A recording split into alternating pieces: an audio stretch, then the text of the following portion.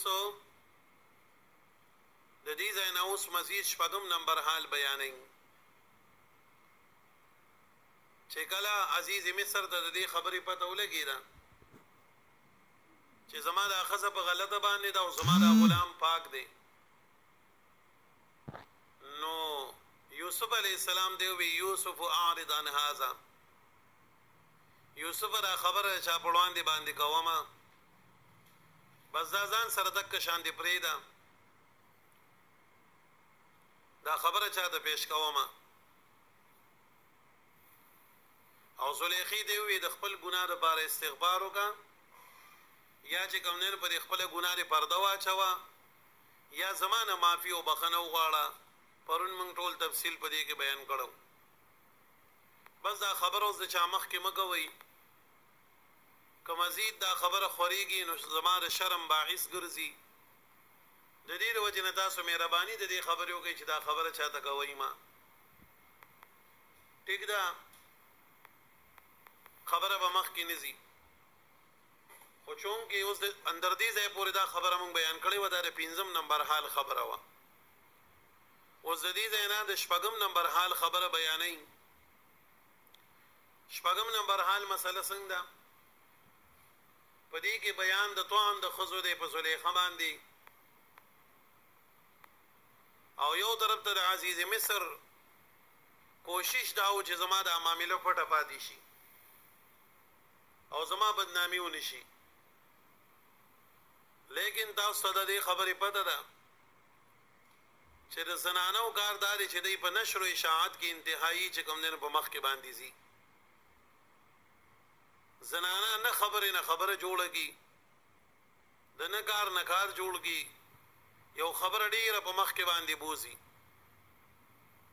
او بیا د دې میډیا چې کومه ده د خورول او غم ډیره زیاته تیز ده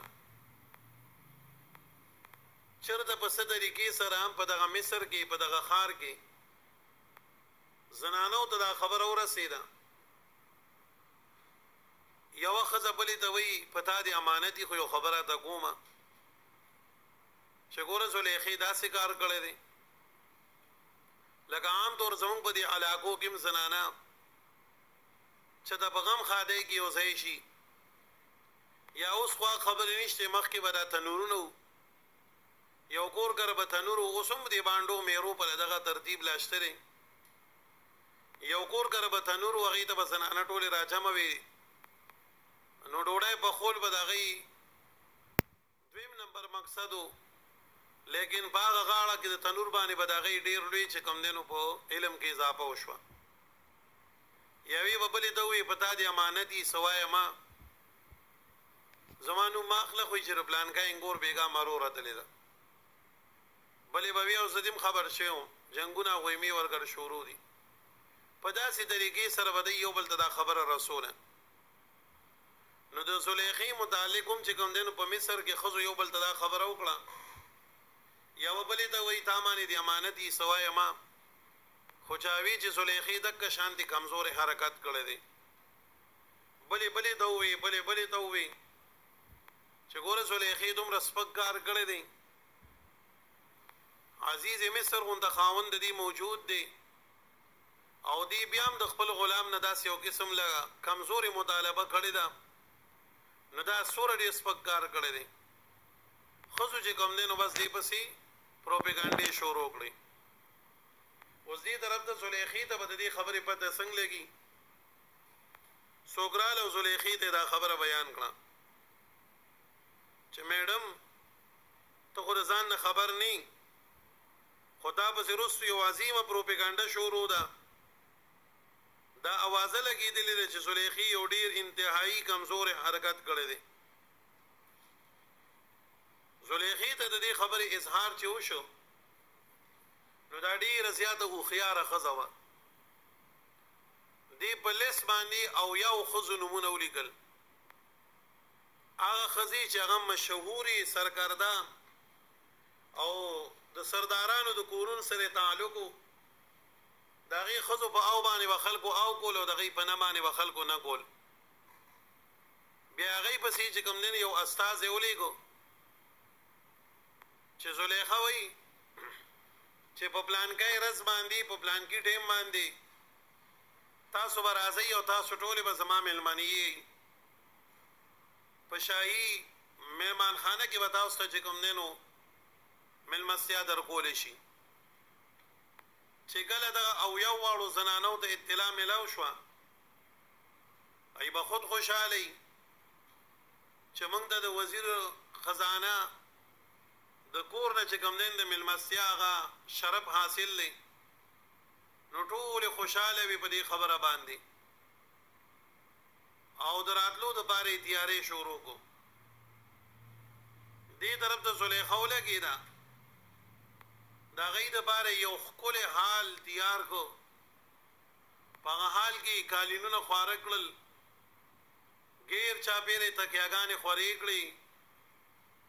مخې ته یې ولې واړه واړه میزونه کېښودل په حدیث کې د خوان ویلې کېږي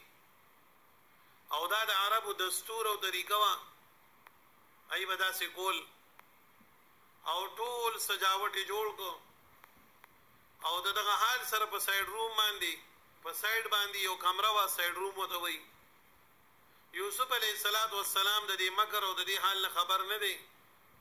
ورته وایي یوسف ته به دغه کمره کې ناست دي او د کپړې او نقاب یې ولې په مخ باندې وتړو چې کله زه حکم وکړم ته به راوځې ته به را مخامخ کېږي ورنه ته به دغلته کې ناست دي چې کله هغه رش شوه ښځې را روانې دي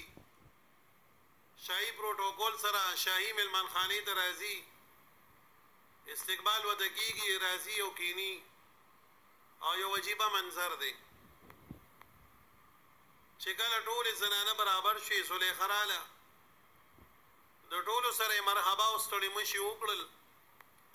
د هغې نه بعد خادمانو ته یې اواز وکړه شا به لړ شئ دوی له خپل تقسیم وکړئ هغې یې مخکې نه پوهې کړي هرې زنانه له یې په لاس کې یو یو تیره چاړه ورکړه او ورته یې داسې طعام کړېښوده چې هغه یا فروټ دي یا بل شی دی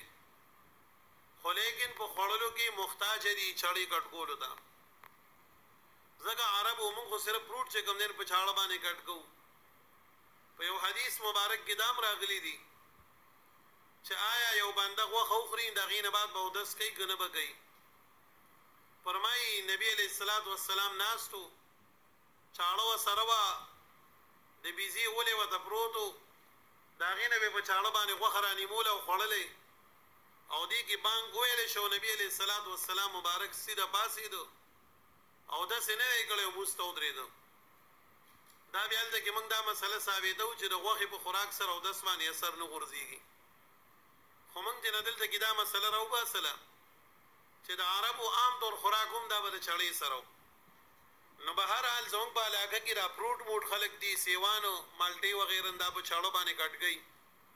موږ عام طور ځکه د دې مفسرین معنا دغه فروټو سره وکړي چې سمجھ ته په اسانه باندې راشي ټولو زنانو ته وایي چې تاسو د دې خوراک نه یو یو څیز په لاس کې راوالی چاړو ور باندې کېدی خو لا پرې کوئ به نه در څو پورې چې ما تاسو ته اډر او حکم نه کړی چې دې ټولو زنانو دغه کیفیت پیدا شو په لاس کې مثال کې طور پر سیو دی یا مالټه د هغې نیولې ده نو دې طرف ته آواز وکړو اخرج علیهن یوسف علیه السلام په دې ښځو باندې راوځه او چې کله یوسف علیه السلام د هغه خپلې کمرې نه د سایډ روم نه را بهر کړی شو او د مخ نه هغه غلاف اوچت کړی شو الله جل جلاله هغې ته یو بې پناه حسن ورکړو لکه په حدیث ته معراج کې امام بخاري رحمت الله علیه چې نقل کوي نو فرمایي نبی علیه السلام وایي زما په دریم اسمان کې د رور یوسف علیه السلام سره ملاقات وشو وقد اعطي شطر الحسن او زما رور یوسف علیه السلام ته ډېر لوی بې پناه حسن ورکړی شوی د حسن یو وافره حصه ورته ورکړې شوې وه مفسرینو حضراتو لیکلي دي چې د ټولې دنیا دا حسن ناجمه کې نیم حسن چې کوم دی نو د هغې ته الله ورکړو کله چې زنانه و هغه ته وکتېدل نه د ځان نه خبر دي نه د درد او تکلیف نه خبر دي چاړه به اختیار او چلی دا حاکم شي چې وغم کټ شو لاندې ګوتیم کټ شوی جلالین وی ولم يشعرن بالعلم دی خبر نه دی لاندې ګوټي کټ دی او درد نه خبر نه دی ویني بهيږي او د یوسف علیه السلام منظر ته تماشا کوي ګوري چې دا غسړې دی د زلیخی سمې به سم شو واخذو دا هغه سړی دی لمتننی فيه چې تاسو ما د متعلق ملامت کوي زما خلاف پروپاګاندا کوي چې زلیخی د غلام نه مطالبه کړې ده تاسو په یو نظر کتو باندې ګوتې پرې کړې تعلیم اوریبل د ځان نه خبر نشوي او ما صرف او صرف چې کوم دی نو زما په کور کې دی پاتې کیږي ما سره په خلوت او جلوت دواړو کې پاتې کیږي نو کومه د دې یو مطالبه وکړن څه چلو شو دا غي په یو عجیبه طریقې سره خپل عذر خلکو ته وړاندې کو واقعي د ګور بیا ان شاء الله ورپسې نور وایو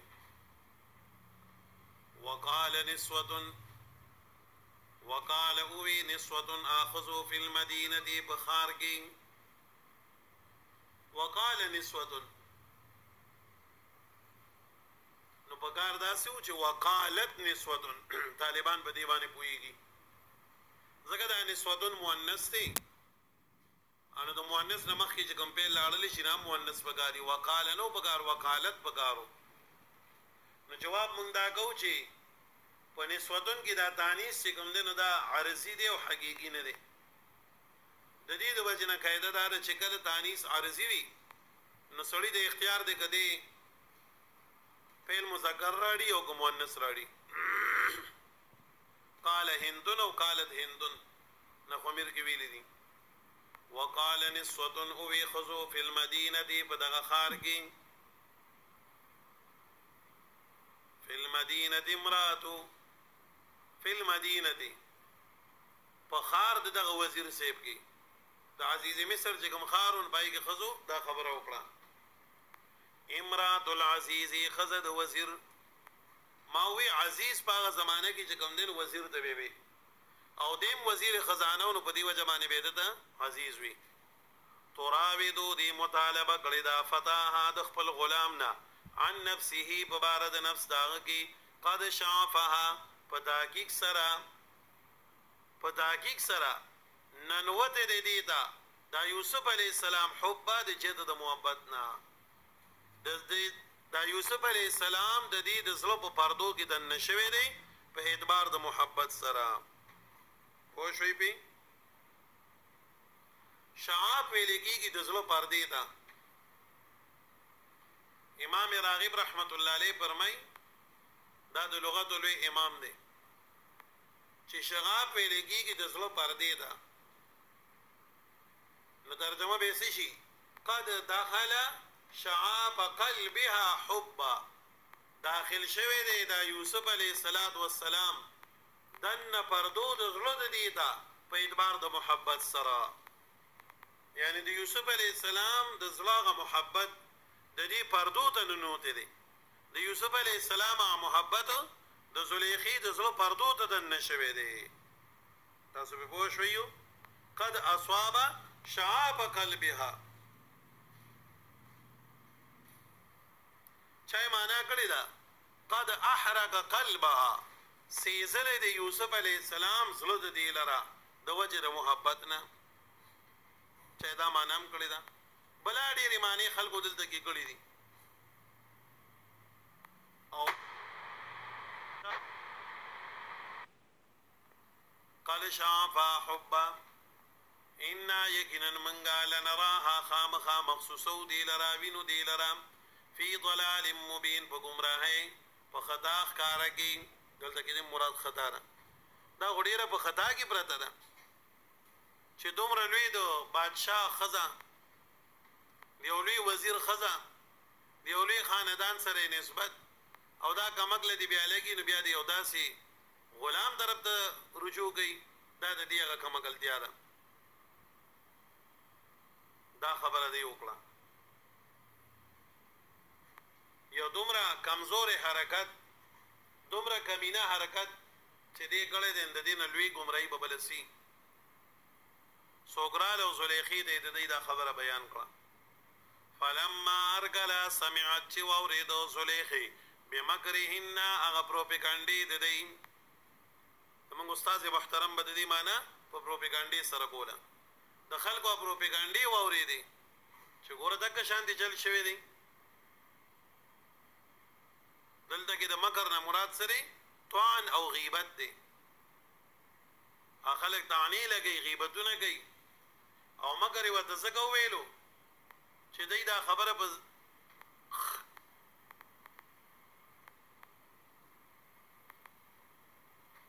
دا مکر ورته الله جل جلاله څخه وویلو چې دې ښځو دا خبره کولم د دې لپاره چې دی د یوسف سره ملاقات وشي د یوسف علیه السلام د ملاقات دپاره دی دا مکر جوړ کړو نو ځکه ورته الله تعالی مکر ووي نو چې زلیخا خبر شوه نو هغې د خپلې دفاع دپاره دا منصوبه جوړه کړه او دعوت یې ورکړه ما تاسو ته واقع بیان کړه فلما هر کله سمعت چې واورېدو دې زلیخې بمکرهن هغه پروپیګنډې د دی ارسلت نو دې لېږلو کړو الیهن دی ته د قاصدو وی لېږه دی د یو قاصد واعددت او تیار کو لهن د دی دپاره متکئن زید ناستې چا معنا کړې د مجلس دو درې معنی به کوو واعددت او دی تیار کو د دی دپاره متکئن تکیاګانې بالښتونه غیر چاپیره قالینونه خواره کړل تکیاګانې پې ورته ولګولې چې دی راشي او ډډه به ووایي په دې باندې به کښېني خو دا د متکبرینو علامت دی ښه چې په ډډې والي او په هغې سره ډوډۍ خوري دوه معنی شوي درېیمه معنا چا کړې ده چې متکا څه ته ویلې کېږي طعام تحتاج الى ان يقطع بالسكين متکا هغه طعام ته ویلې کېږي چې دی په خوراک کې محتاج دی خبرې ته چې کټ کړی شي په چاړې سره چې دی خوړلو کې محتاج دی ته چې د هغې نه مخکې کټ کړی شي په څه سره په چاړې سره لکه تاله څوک فروټ راړي ورسره یې چاړه راوړي نو سیو خو د دا شان دی نه شي خوړی دا خو څه بدرنګ به لګي دا به په چاړه باندې کټ کې لږ خوند به کې کټ به کې بیا به خوري داسې خټکې دی ام دی بل څه دي او ما وی د عربو عام دستور دا و چې هغوی به عام خوراک هم په دې باندې کوو پوه شوي شیخ سنجان صاحب رحمت الله علیه له چا سیو راړن کټ کړی و د هغه خو عجیبه اصطلاح و او انداز هم بدل و وی ځناوره تا قرآن نه دی ویلی چې تا سیو کور کې کټ کوو ما پسې دې راوړو و د یوې قرآن کې الله څه وایي د فروټو متعلق خو الله فرمایي چې چاړه او فروټ به ته راړې د مېلمه خوښه ده که یو دې کټ کوي که نیم دې کټ کوي که دوه دې کټ کوي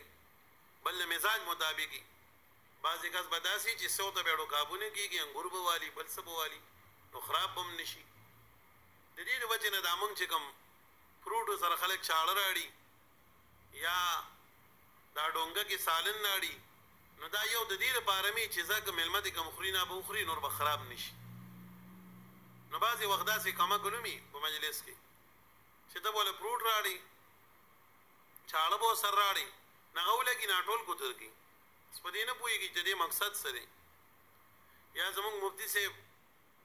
موږ ورسره یو ځل ناست وو نو یو کس د ډونګې نه ساله نه چوو نو پوره پلیټ یې ډک کړو او دې ملګري د دې ډونګې پیدا بیا څه شوی تا دا ټول پلیټ ډک کړو وی که دا چا وخوړه خو ډېره ښه ده او که پاتې شنده خو بیا ضایع شو ای خو دې ډونګه کې راوړی ځکه دې چمچۍ ورسره راوړی ځکه ده چې دا د ضایع کېدو نه بچ شي لږ لږ اچوه هغوی تا باندې پابندي خو نه لګوي چې یو پیره بچی بیا نه یو پیره واچوه بیا دې لګېږي بیا واچوه بیا واچوه خو دا د دې لپاره چې دا سالن د خرابېدو نه بچ شي نو بعضې کس به په دې دیني بس دا شان پلیټ به ډک کړي دې ته به نه ګوري او اکه چل بیا وشي ډونګه کې هم سالن پاتې شي او پلیټ کې هم پاتې شي نو د پلیټه خو جوړی که نه خو بیا څوک د مسلمان جوټه څه حرامه نه ده پلیته نه ده خو د تبایعو په اعتبار سره خامخا استعمال شي یا به کور کې بل وخت هغه ټایم بیا استعمالیږي یا نه بیا خرابېږي ګوتې پکې موالي شوي نو په دې وجه باندې د بعضې خبرو آداب پیژندل حکمت پیژندل دا لازمي ده نو دا پروټو سره چې خلک چاړه راړین دا د دې لپاره چې ځکه د میلمه کېدای شي انګور خوښي دا شان انګور به والي که سیو کټکولو ته یړي نو سیو به ځان ته کټ کړي او کني نو کیله به والي دکه شان دي اوس د هغې مقصد خدا نه چې بس ته ټوله کنټرول چاڼ نه سیوان کوتر که یا ډونګه کې دله سالن راړو نه ټول سالن واچوه نه محترمو ادب پیژندل دا لوی شی دی نبی علیه الصلاۃ والسلام په خپلو ملګرو له په دې باندې تعلیم او ادب ورکو دا خبرې به ورته بیانولې دا کوئ دا داسې کوئ دا داسې کوئ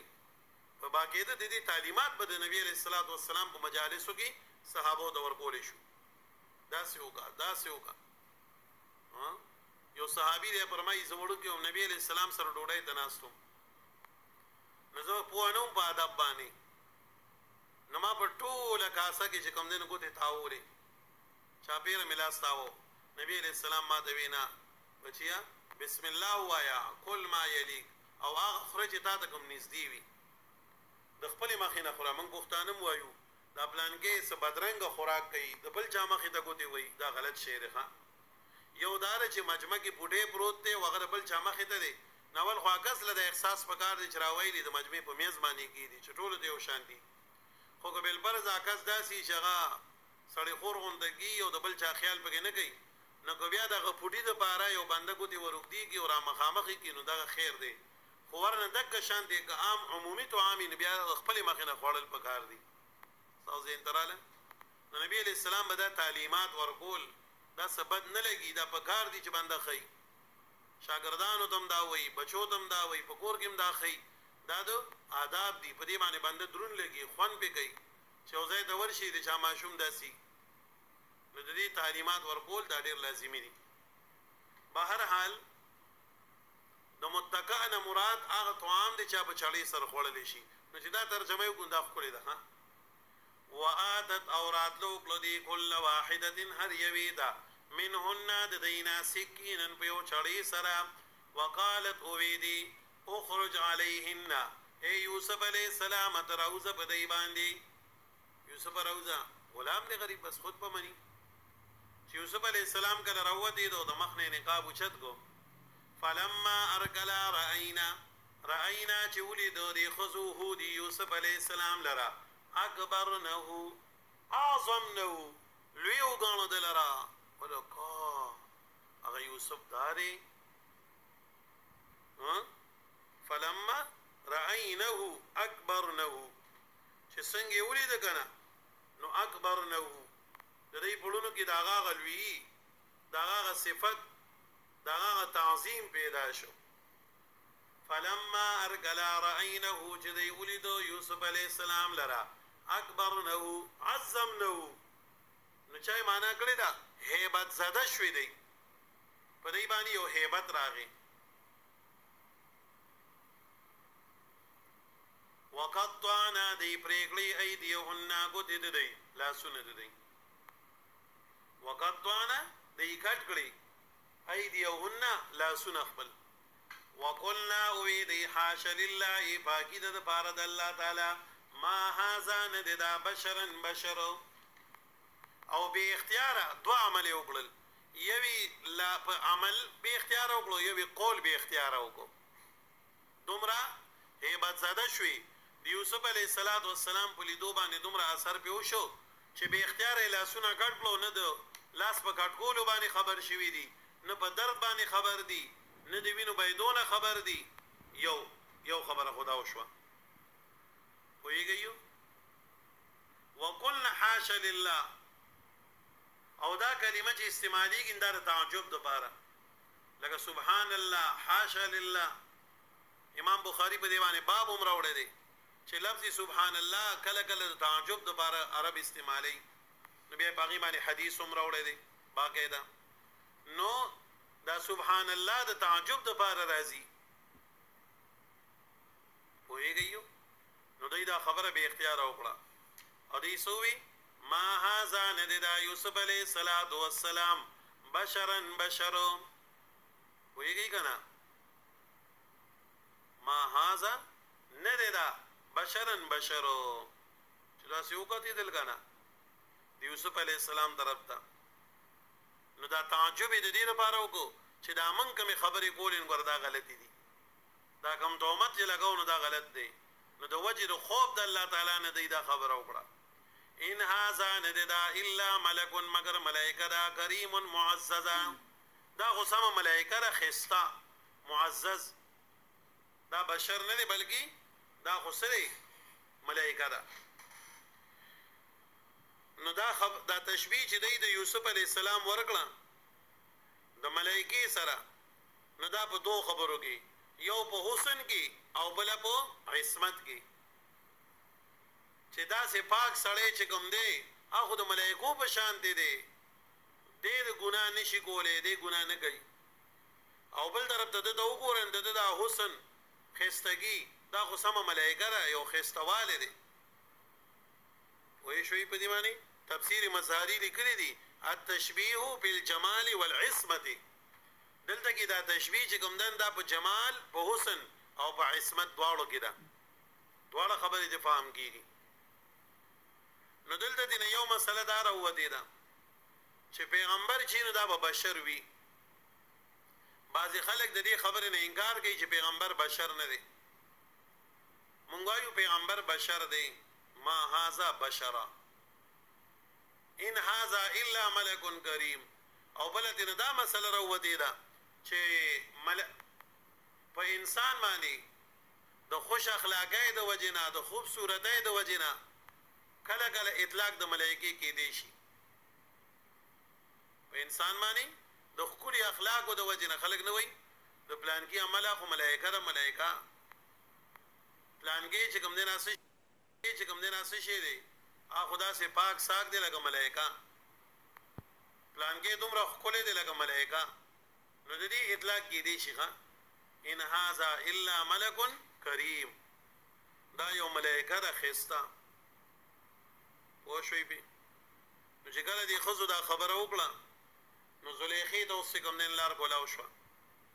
زلیخا خپل خبره بیانې قالت اویدی زلیخی فذلکن الذی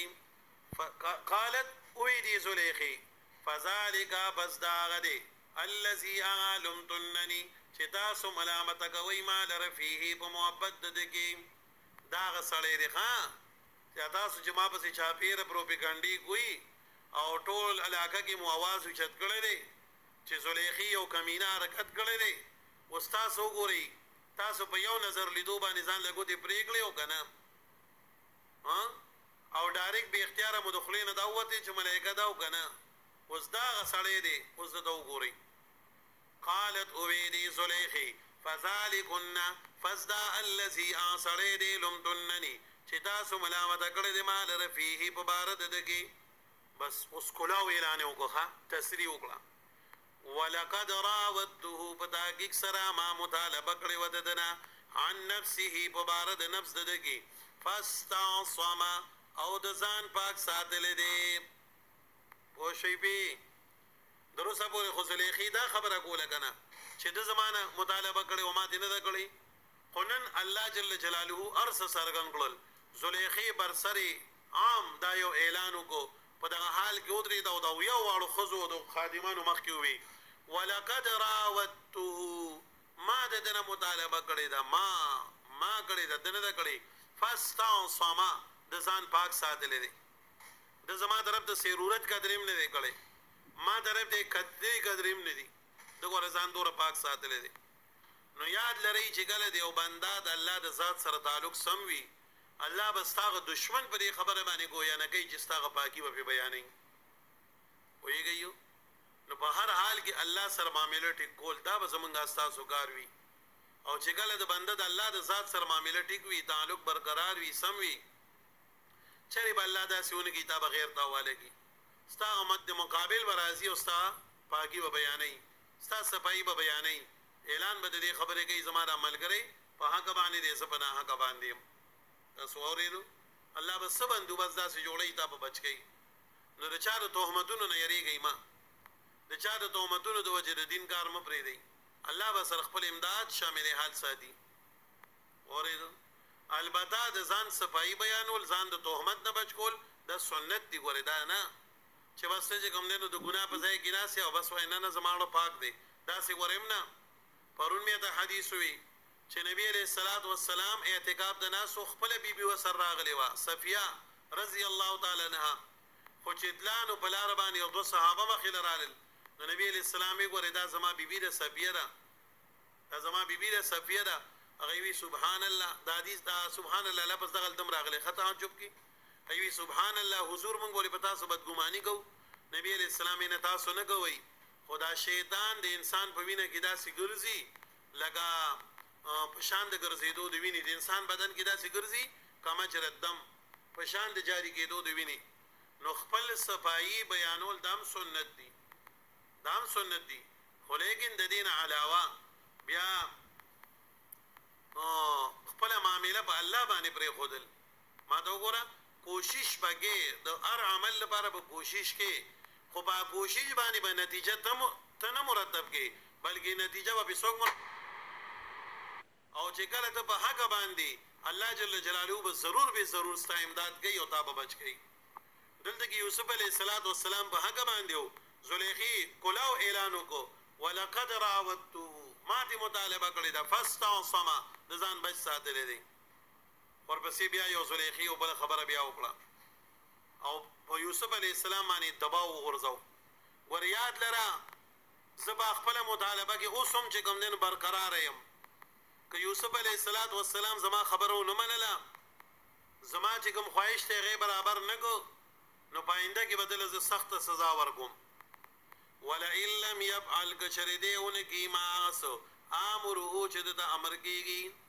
ولا ان لم يفعل كشرون کی دا یوسف علیہ السلام ما هغه حکم ما هغه کار امره چې حکم کو دتا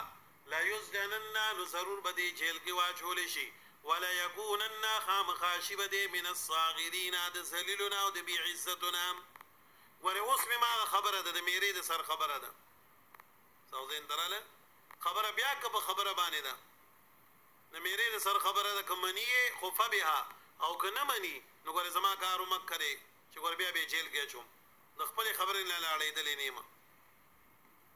وېږي په خبره باندې د خپل خبرې نه لا اړې دلې نیم نو دله په کارداري زما دا خبره دی ومني دا د میری د سر خبره چې ده دا یو متل له خدا هر متل نرستو یو واقع پرته یو فس منظر پروتي یو زمیدارو پټی کې لګیاو کدوانی کړلی وړیر غټ او دغه خصمانه کوله دیږي بادشاہ د غلاکی چې کوم بادشاہ ونغه په یو ساده سورلې باندې خربانی اسب باندې سورو او داسې زمیداری غوند لباس یې چولې او ځان د خړو غلې ګرځیدل چې د رعیت حال معلوم کی نوراغه دې زمیدار باندې سلام وکړو او د بادشاہ دوه خزې وي زمیدار چې جواب دو علیکم سلام ورکنو وی زمیدار کا کاسه دغه پیجن دا بادشاہ دی وی ملما د می سکدوان مدوان کړلی دی او دغه خصمانه کومه دا یو غټ کدو می دیله ساتلې دی د ډیر خیال ساتمه چې دی به بادشاہ لوړم وی دا رسله بارا وی بادشاہ به خوشاله شین مال به بدی باندې ستوفره کی سګټ پر الله کی ها وی که چرته ولا وړي درد لنه کی نو بیا د زمیدار خلوخ پلي وی بیا د بادشاہ خزه داسي هغه دوی مداسي بس کنځلې وکړل خو چې سی په خلبانه راتل چې سی وي هغه ویل بادشاہ خدان غلې کړو لاړو خپل دربانچی دوی کې چرې بل فرض یو زمیدار راغی او خره باندې کدو راړه کا کدو ډیر غټو انو بس هغه منه مګه وډاري کې راولېګه خدان نبی خان سورز تیرې شوینو دربانچی راغی وی سیبه زمیدار راغله دی ویرالېږي پخره باندې کدو چولې دی راغی چراغې دا سیوی کدیدل بادشاہ بخپل تخ باندې ناستو شاهي لباس یې چولیو خو شکل خوک کو کنه زمیدار خو پیجند جو هو بادشاہ خدا دې ای بادشاہ السلام علیکم وی وعلیکم السلام سری وی یو قدمي کرله او ډیر زیاتی حفاظت مولا کړو او ډیر الله خپل پیدا کړی د ما تعالی راړو وی سره بار دی راړو ما چې ته به خوشاله شي او د هغې عوض کې به مال څه تحفه راکړي څه ګفټ به راله راکړي نو بادشاه هم روان وی زمینداره که زه خوشحاله نه شوم څه مې در نه کړه نو بیا خبره یې د مخې ته کوله نو زمیندار خو څه ویلی نه شو او ورته پته وه چې ما خو هلته کې کوپر دل کړی دی وی بادشاه بیا د میرې د سره خبره ده نو چې ګینهلته مې څه ویلي نه خبره ده نو زلیخې هم دغه خبره وکړه چې ټیک ده فلحال خو ما دا ګناه په ځان باندې راواړو مطالبه د ګناه زما وه دی پاک دی خو ګورې فلحال بیا هم د میرې د سر خبره ده بیا هم زما مطالبه برقراره ده او که دی زما د مطالبې خیال ونه ساتي نو دی به جیل کړی شي او یا به یې زه ذلیله کړم یعنی څه سزا به ورله ورکړم یوسف علیه السلام تفاسیر لیکلي دي چې دې ټولو ښځو ورته ووایي اطع مولاتک جلالین هم دا خبره لیکلې ده دې ټولو ښځو چې کوم دی نو په یک اواز باندې یوسف علیه السلام ته څه ووایي اطع مولاتک د دې خپلې مولاګڼې خبره دې ومنه که دا څه دوره خبره خو نه ده ته غلام یې دا دې اکاګڼه ده مولاګڼه ده نو دا چې تا نه څه غواړي د دې دا خبره پوره کړه یوسف علیه السلام ډېر پریشانه شو چې زه خو د یوې بلا نه تنګ وم دا خو اویا بلاګانې نورې راغلې دوی ما ګناه طرف ته ورمایله کوي او روح المانی لیکلي دي وی د زلیخې چې کله ښځو طرف ته مخ و انو ټول ورته چې خیر دی غلامه د دې دا خبره ومنه نو چې زلیخې داسې یوسف علیه السلام په له وکتېدل نو دې ټولو ښځو ورته ځان ته اشاره وکړه چې خیر دی که دا بوډی دی نو موږ خو جنکۍ یو موږ طرف ته مایله شه موږ په نکاح کا که دا دې نه خوښه موږ ته مایله شه انو یوسف علیه السلام دغه ځای کې پوه شو چې زه خو د یوې نه تنګ وم دا خو چې کوم نه یو نه دوه نه نو دا خو اویا شوې ورخه دی پې راله وی خدای ما ته جیل محبوب دی خو ما د دې ځای نه واړئ ما د دې ځای نه لر کړي ځکه دا دی چې زما نه کوم مطالبه کوي نو په تقاضا د بشریت زه انسان یم هسې نه چې د دوی د ګناه طرف ته مایله شم الله د دې د وجې نه مې دی نه لرې کړي ښه لکه بخاري شریف کې حدیث کې راځي نبی علیه السلام چې په بستر وفات باندې پروت و نو حضرت عایشې ته څه ووي مري ابا بکر فلیصلي بالناس عایشې ته لاړه شه او ابوبکر صدیق ته ووایه چې خلکو ته مونځ وکړي زما د وتلو مجال نشته اوږد حدیث دی نه هغه لاړه حضرت خبسه ځان سره ملګرې کړه وی ته راشه او نبي علیه السلام ته ووایم چې زما پلار ابوبکر صدیق هغه ګوره د دې مجال نه لري چې ستا په مصله باندې ودرېږي او مونځ وکړي نو دا حکم تاسو حضرت عمر ته وکړئ دا به غوره حضرت عایشه وایي زما مقصد دا و چې عربو کې به څوک د چا په ځای باندې ودرېدل او هغه به وفات شي خلکو به یې دا پلانکې سپېرو د ده راتلو سره وی نبی علیه السلام بیمار ما خلک به سبا له نسبت زما پلار ته کوي چې ابوبکر صدیق چې کوم دی نعوذ بالله سپېرون د هغه د مصله باندې ودرېده ان هغه ځکه وفات شو ما سره د دې خبرې غم و نعوذ بالله من ذلک نو ما ځکه وی چې عمر صاحب د دغه په مصله باندې ودرېږي زما پلار به دا برداشت نه کړي نو دې ځان سره حضرت حفصه راوستې ده نو چې کله نبی علیه السلام دا خبره وکړه نو حفصې او عایشې ورته دواړو وی چې عمر صاحب ته به دا حکم وکړو ابوبکر صدیق په تاسو ډېر مهربانه دی هغه دا نشي برداشت کولی نو نبی علیه السلام ورته وی انتن کصواحب یوسف تاسو خو داسې یئ لکه د یوسف علیه السلام دا ښځو په شان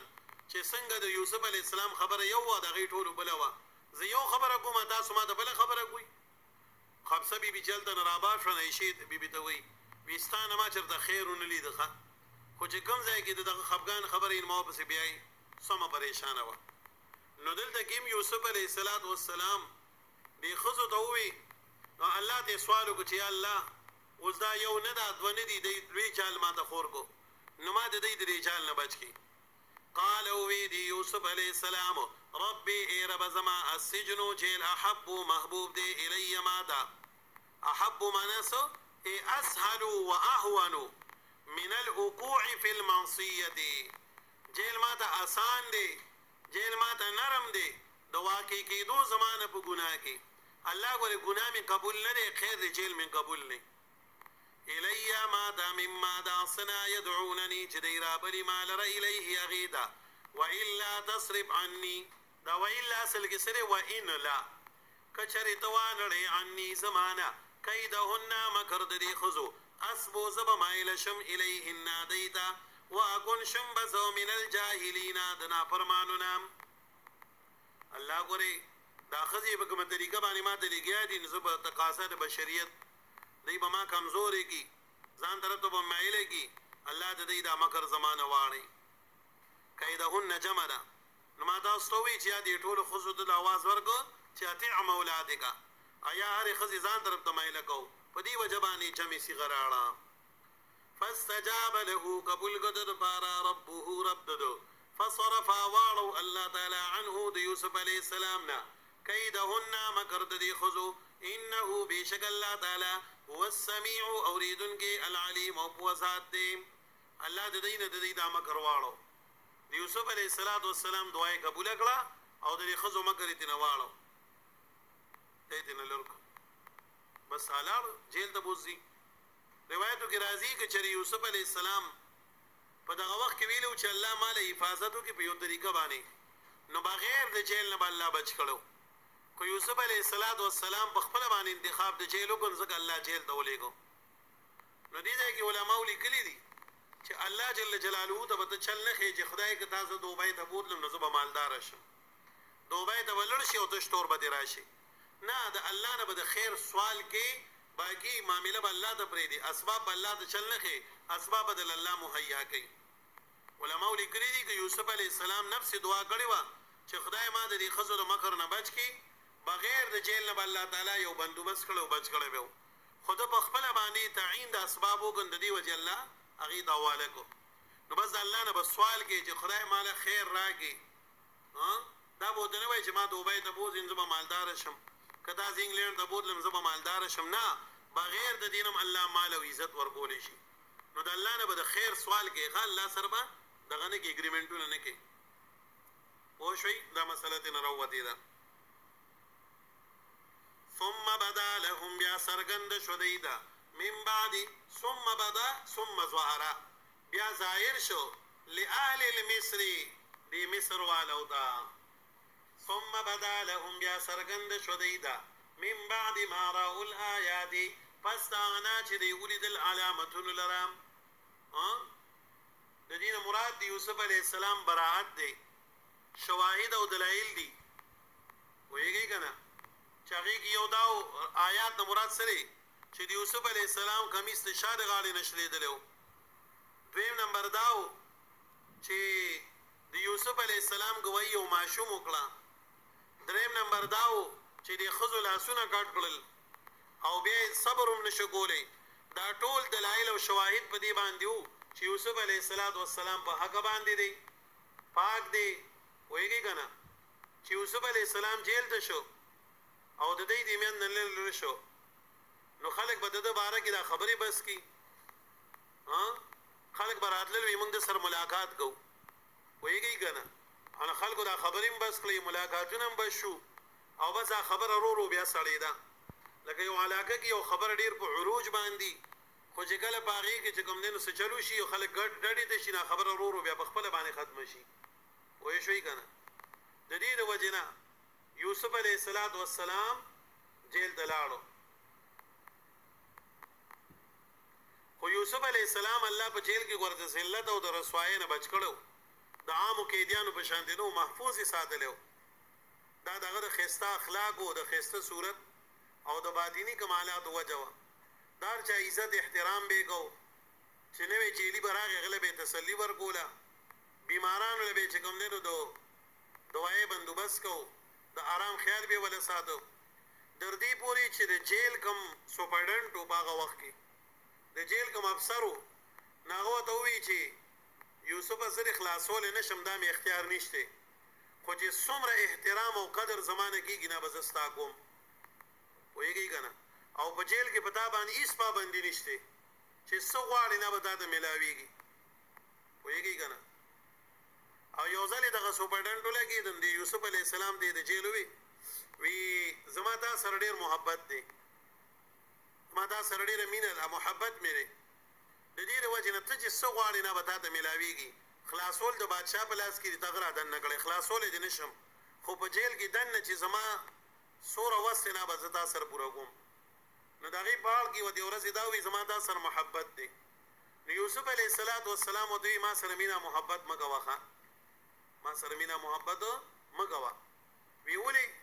وی د عشق قانون دار چې عاشق سوځي او معشوق خبر ني اوی زما په باب کې د عشق قانون دار